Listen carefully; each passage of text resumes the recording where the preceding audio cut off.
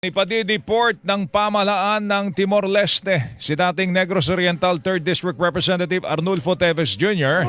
Pabalik po ng Pilipinas matapos po siyang arestuhin ng Immigration Police.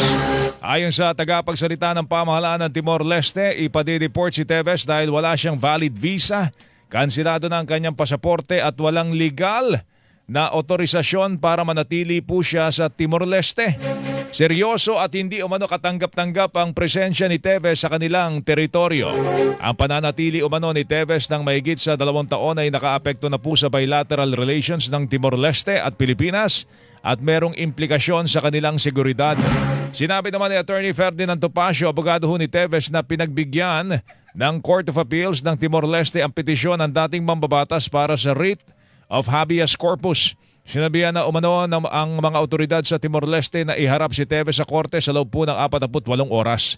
Matatanda ang March 2024 nang arestuhin ng mga otoridad sa Timor-Leste ito pong si Teves na itinuturong utak sa pagpatay kay dating Negros Oriental Governor Roel Degamo at ilang pang mga taga-suporta po nito noong March 2023.